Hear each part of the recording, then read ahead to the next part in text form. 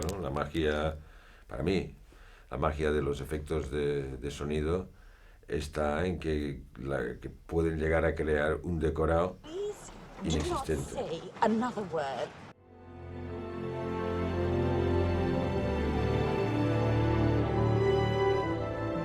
El decorado que existe en una película es lo que vemos, pero lo que vemos puede que sea de cartón piedra, puede que sea de papel, pero cuando le ponemos un ruido y este ruido es de hierro o es de madera, este papel se convierte en hierro, la madera se convierte en plástico. O sea, esto es mágico, ¿no?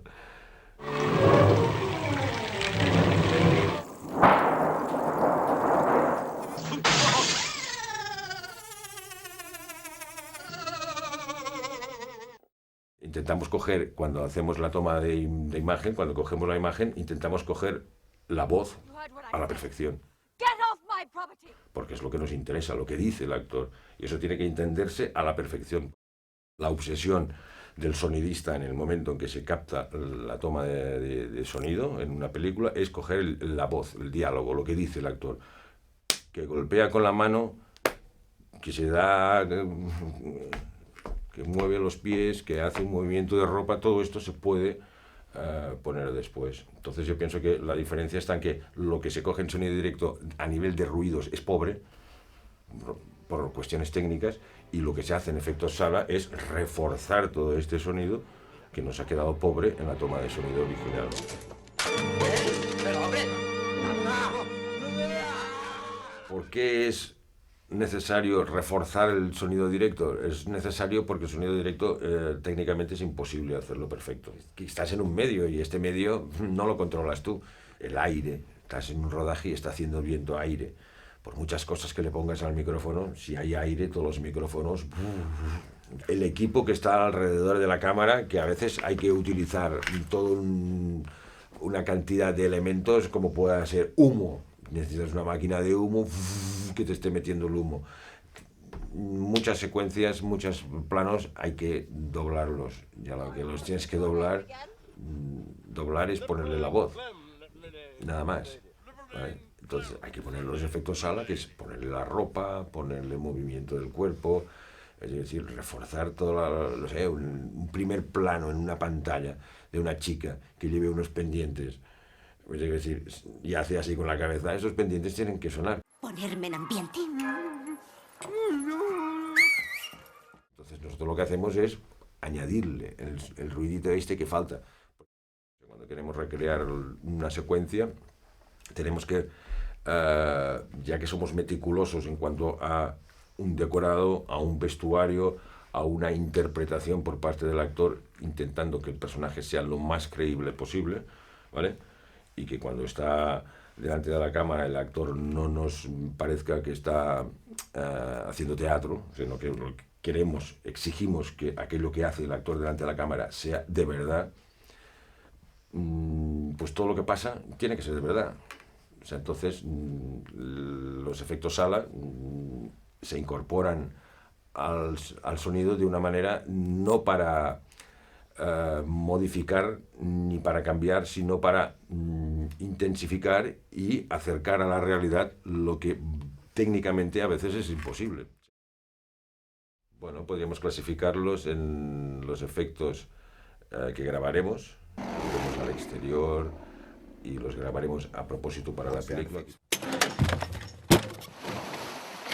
Podríamos poner el ejemplo del Señor de los Anillos, por ejemplo, que todos los arcos y las flechas que vemos en la película que disparan los personajes, y entonces cogieron cada uno de estos lanzamientos de arco, pero estos sonidos se fueron a grabar a propósito para la película, ¿no? Es decir, un personaje que anda, que se mueve, pues nosotros le daremos este sonido, pero lo haremos delante de un micrófono, dentro de una sala, no en el exterior, ¿eh? O sea, exterior, interior, sala y archivo, lo que ya hemos grabado o que ya tenemos archivado y que lo utilizaremos para una película. Quizás estas serían las tres cosas necesarias para construir un buen sonido para una película. industria del cine se plantea sonorizar películas. Entonces, aquí aparece ya desde el primer momento el efectista, porque en el primer momento las películas no se cogía sonido directo. ¡Corten! ¿Qué pasa, Dexter? Lina, escúcheme. Es que no se acuerda, se lo he dicho antes. Hay un micrófono aquí dentro. En el arbusto. Sí. Usted tiene que hablar frente a él. El señor Jacques Foley, Donovan Foley, que se puso delante de un micrófono y empezó a interpretar sonidos.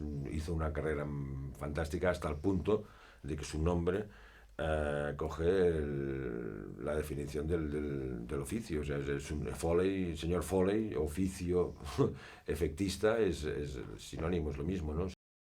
Yo creo que una parte muy importante del sonido es la ambientación sonora, es decir, cualquier cosa que ocurre en una película ocurre en un espacio que nosotros le llamaremos espacio escénico, ¿no? Entonces, este espacio escénico no se desarrolla en el vacío. Cualquier cosa pasa en un lugar, en un sitio. Entonces, tendremos que ir a buscar cuál es el sonido más apropiado para este espacio. Evidentemente, aquí podemos reproducir la realidad, es decir, podemos buscar un sonido que se ajuste a la realidad del lugar donde está pasando.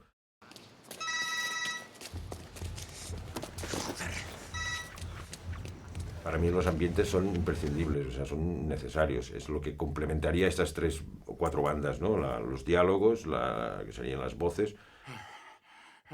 Milady, milady. Los efectos sala, que serían los golpes y los sonidos que hacen los actores al moverse. Y luego este gran fondo, que si no estás en ninguna parte.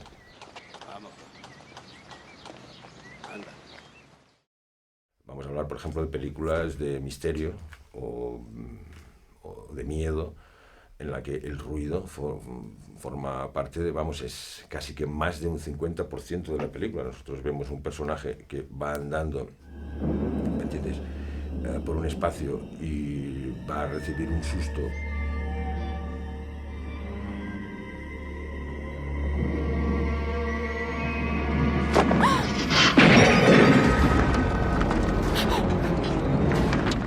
Pues la tensión que se produce en este momento la marca el sonido. Nosotros vemos al personaje, entonces aquí el sonido es el que nos va a poner la piel de gallina. Hay géneros, en este caso el de ficción, el género de las películas de miedo en general, que el sonido está extrapolado, o sea, incluso sale de lo que es lo real, ¿vale?, para poder sorprender al público y darle el susto que en un momento dado requiere el argumento de la película, ¿no? El orfanato mismo es una película que el sonido se ve claramente que es, más de un 50%, ¿no?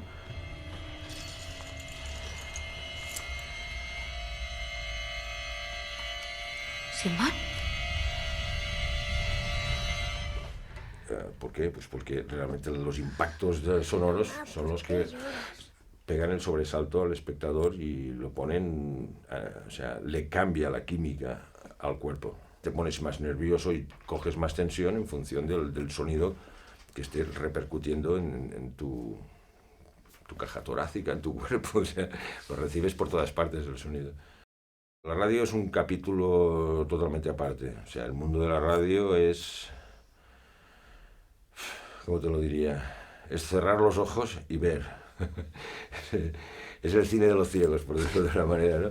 Pero que realmente para mí me sorprendió la dificultad que tiene, porque no había hecho nunca radio. Venía yo del mundo del cine, del vídeo, de la televisión, y realmente de las cosas que he hecho así a nivel de Foley, de efecto sala, es de lo más difícil y con que le tengo más respeto porque es muy difícil. Es donde podemos decir, eso es Foley. Todo lo que es animación pasa por el Foley, o sea, pasa por los efectos sala.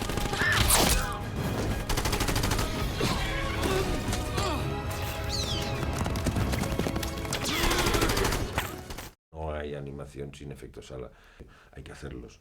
Aquí se ve el principio y el porqué de los efectos sala.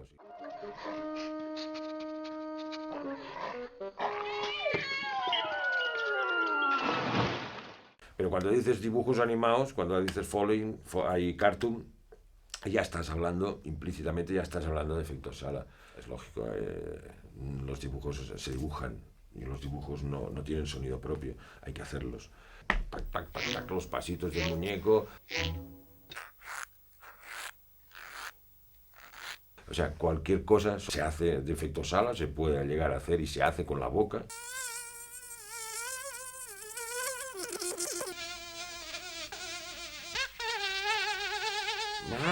¿Qué pasa el avión, no? O sea, en dibujos animados, o sea, el avión no tiene por qué sonar a real, porque es dibujo animado, ¿no? Entonces, con más razón aquí nos podemos explayar más, ¿no? O sea, es una gozada hacer dibujos animados porque realmente es de una creatividad 100%, o sea, que decir, no tienes que inventártelo todo. Es un dibujo, entonces tiene un peso, tiene una apariencia, tiene que tener una gracia, el ruido tiene que ser simpático, agradable, que haga risa, o sea, tiene tantas cosas y tantas connotaciones que realmente le van añadiendo una dificultad que no tiene una película normal. El cartoon es realmente hacerlo bien, es muy difícil.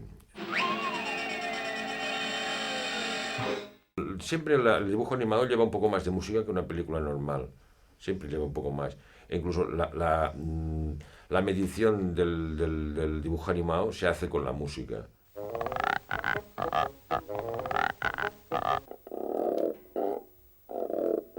sea, es decir, el dibujo animado primero se hace la voz, porque el muñeco tiene que mover la boca. Okay. Would you like to shoot me now or wait till you get home? So how you put the two of them together, Doc? That's how I got the voice for Bugs. You keep out of this. He doesn't have to shoot you now. Por lo tanto, cuando se dibuja el muñeco hay que ajustarse a la voz. Por lo tanto, lo primero que se hace en una película de dibujos animados es leer el texto, o sea, interpretar lo que dicen los muñecos. Se ajustan los dibujos a la boca, ¿vale? Y todos los golpes, todas las caídas, o sea, cuando el dibujo animado va acompañado con la música va sincronizada totalmente con lo que está pasando en la acción, ¿no? Y entonces aquí, en el dibujo animado, lo que se hace es, se junta la música, el ritmo, el impacto musical con el efecto sala. Pues el sonido de los efectos sala, lo que hacemos aquí en este estudio, que intentamos siempre, pues a partir de este sonido directo que nosotros oímos, darle toda la fuerza, toda la riqueza, todos los matices que se le puede dar y sacarle el máximo partido a una cosa que es imitación, es decir, nosotros imitamos la realidad, o sea, entonces no tiene por qué notarse la diferencia. Y es que unos buenos efectos sala bien hechos, o sea, es casi que imposible saber si aquello es real o no. Descubrir que con unas lentejas y un tambor puedes hacer un mar es impresionante. Tambor de estos de percusión, le das la vuelta, pum, pones unas lentejas dentro, unas cuantas, ¿vale? Y entonces mueves la caja. Entonces al mover la caja, todas las lentejas bajan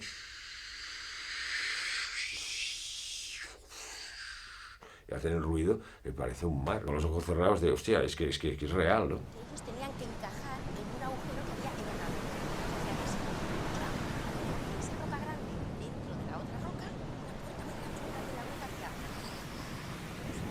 Ellos podían ir todos sus tesoros. Los famosos Winchester o las escopetas aquellas que llevaban los yankees. Salían en todas las películas haciendo aquello de crack, crack, cargando el Winchester. Entonces los efectistas, que evidentemente querían ir rápido y no iban a ir, además que probablemente el Winchester no hace este ruido, seguramente estará engrasado, llevará aceite y hará una cosa mucho más suave, pero para extrapolar el sonido y hacerlo más bestia en la película, los efectistas lo que cogían era un papel, un DIN A4 de aquella época, simplemente lo doblaban, ¿vale? Y cuando lo tenían dobladito así, lo acercaban al micrófono y entonces lo que hacían era eso.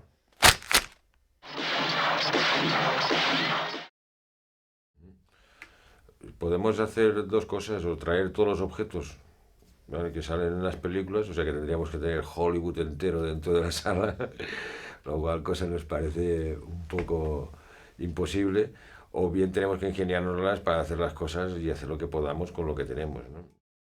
Entonces, es más fácil siempre coger el objeto en cuestión, traerlo al estudio y provocar el sonido con este mismo objeto. Cuando tienes que recurrir a la inventiva para dilucidar con cómo y con qué aparatos y con qué utensilios vas a componer una máquina, a hacer ruido de máquina, cuando no tienes una máquina.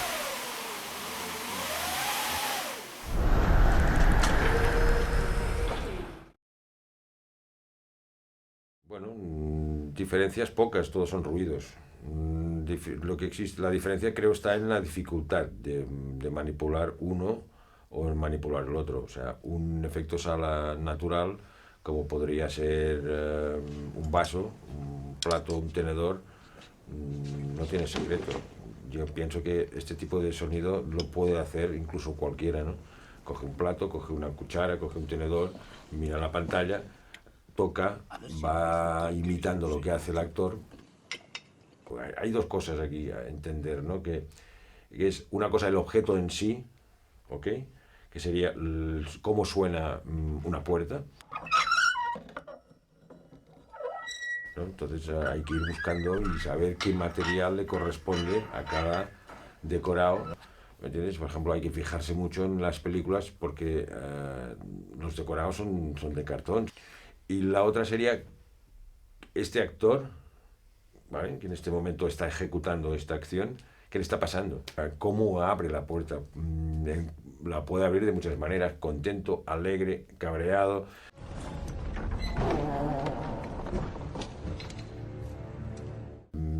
Sin pensar, sin darse cuenta. Entonces hay que juntar las dos cosas, ¿no? Entonces, cuando hablamos de efectos reales y efectos imitación, hay que también añadirle lo que es la interpretación, ¿vale? O sea, entonces la interpretación es más fácil realizarla con el objeto real, con el efecto sala es más difícil, puesto que tienes que estar doblegando el sonido para que parezca lo que no es, me quiero decir, y al mismo tiempo añadiéndole el sentido de la interpretación de lo que está haciendo el personaje, ¿no? ¿Y el reportaje? A la mierda el reportaje. No pienso arriesgarme a que un tío bajara y me rompa la clima. Bastante tengo aunque me haya roto la cámara. Con Dios, Joaquín. O sea, yo empecé haciendo teatro, entonces sé muy bien lo que es ser actor. Entonces, claro, cuando tengo un actor delante, ya tengo un bagaje, ¿no?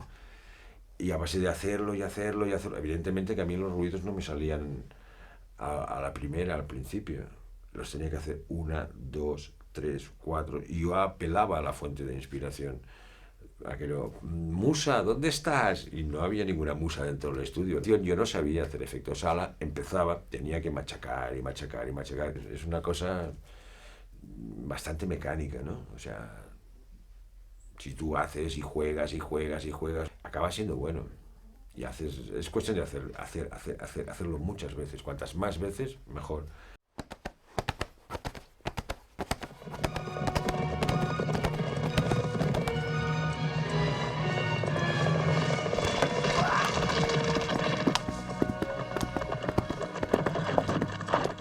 No puedes hacer unos foley bien hechos sin unas manos y unos buenos pies.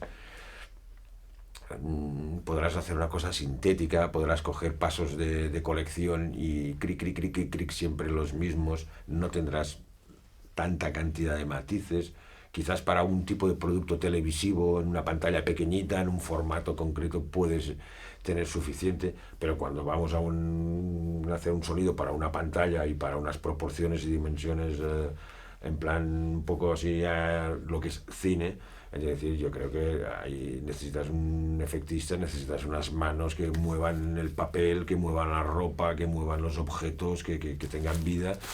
Y necesitas unos pies para que te anden a los niños, a las señoras, a los abuelos, a las mujeres, con tacones altos, con tacones pequeños. Simón.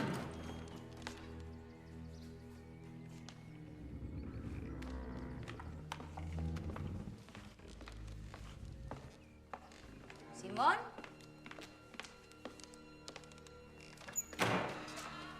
Cariño.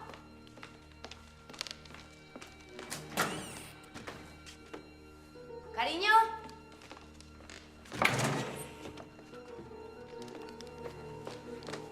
Simón.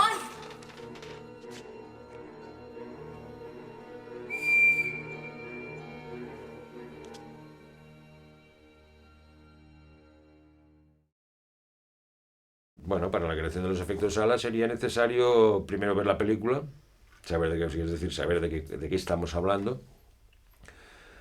No una vez, sino unas cuantas veces, tomar conciencia de lo que está pasando en la película, o sea, captar muy bien el argumento. A veces hay películas que son muy fáciles de entender, a veces hay películas que son más surrealistas, o sea, comprender bien el sentido de la película, esto es muy importante, y sumergirse profundamente en la situación, ¿vale? Es decir, cuando digo sumergirse, quiere decir que llega un momento que tienes que olvidarte de que estás en un estudio, tienes que olvidarte de que eres tú, hacerte la idea de que estás dentro de la pantalla y que eres el actor que está ejecutando y que le está pasando lo que le está pasando, ¿no?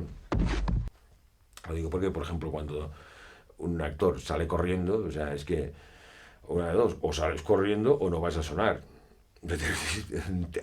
La dificultad es salir corriendo sin moverse de sitio, pero la energía que tienes que aplicar para producir el contacto con el elemento, en este caso el suelo, para que se produzca un sonido real y que emule lo que estamos viendo en pantalla, tienes que sacar energía, tienes que quemar, o sea, es decir, que tienes que ponerte en la piel del que está saliendo corriendo, ¿no? O sea, tienes que actuar.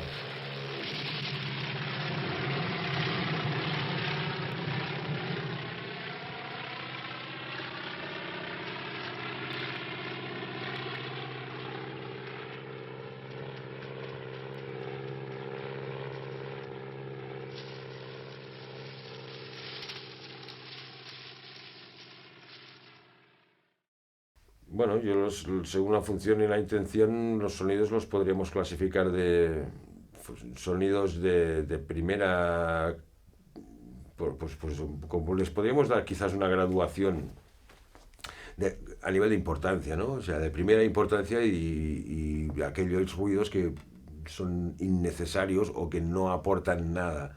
O sea, yo pienso que también hay que saber que hay una síntesis, o sea, que por muchos ruidos que hagamos, no suena mejor una cosa.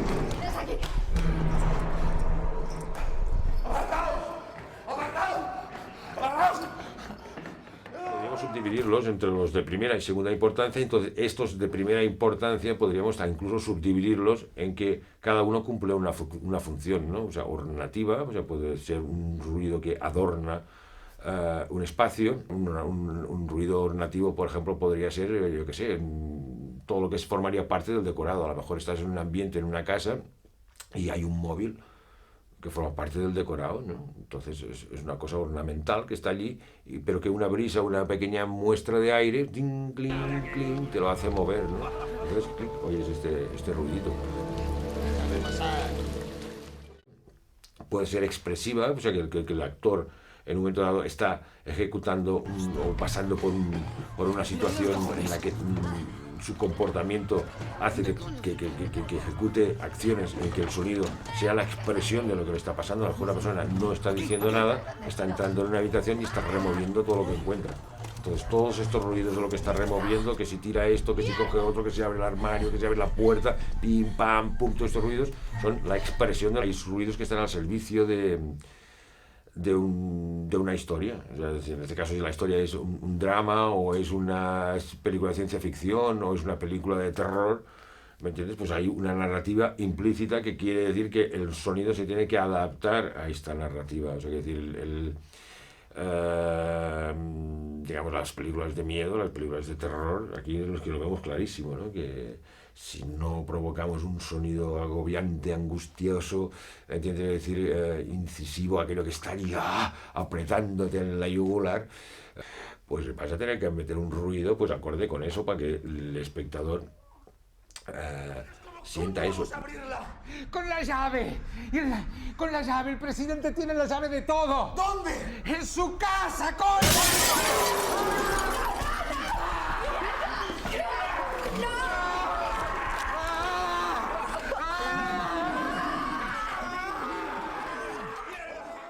una cosa que a mí mucha gente me ha dicho, es que los puñetazos suenan de una manera que no son reales. Digo, sí, no son reales, no tienen nada que ver lo que suena un puñetazo en la calle, que los oyes que son como que... y no suena casi nada, ¿no? Sin embargo, me preguntan que por qué ponemos aquí los guarrazos.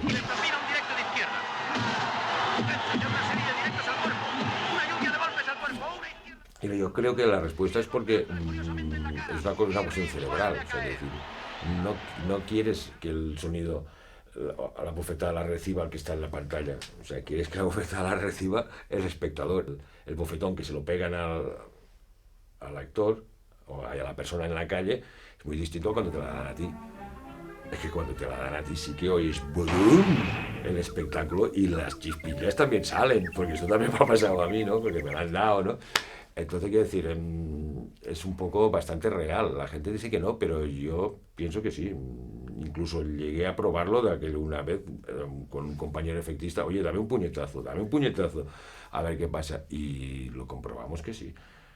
Que cuando te dan un puñetazo, se revienta el cerebro.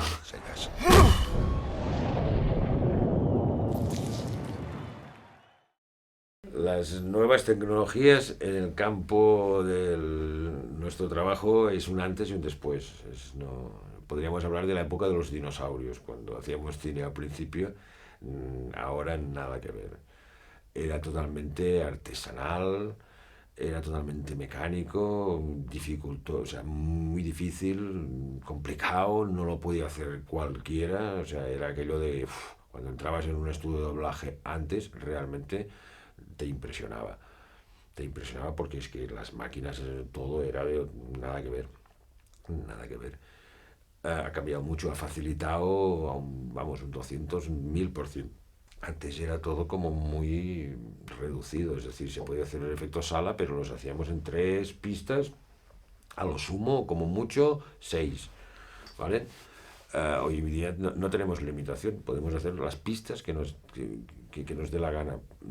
Los aparatos, la microfonía, todo ha cambiado, todo eso es muy distinto. Entonces, claro, evidentemente se pueden hacer películas como Avatar y animaladas de estas, La Guerra de las Galaxias, El Señor de los Anillos, aunque cuidado, La Guerra de las Galaxias es una película que se hizo en un momento en que aún no estaba lo que hay ahora. O sea, ahora Avatar y hacer todo esto que se está haciendo ahora es muy fácil, porque hay unas máquinas que realmente lo permiten. En aquella época hay cosas que eran impensables.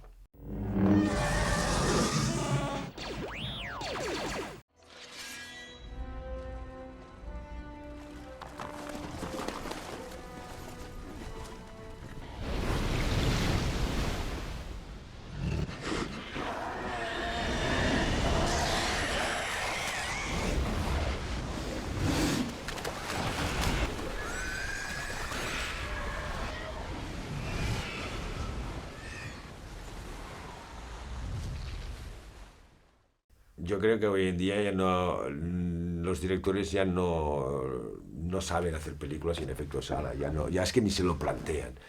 O sea, puede hacer películas sin efecto sala gente que empieza, gente que hace cositas así cortos y cosas en un estado de aprendizaje, pero cuando ya entras en la industria, ¿me entiendes? O sea, o haces efecto sala o se te ve un producto amateur.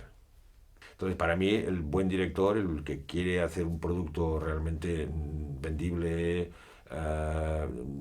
y además aportando lo máximo que se le puede dar a una película, para él, cualquier director, es imprescindible los efectos sala al 100%.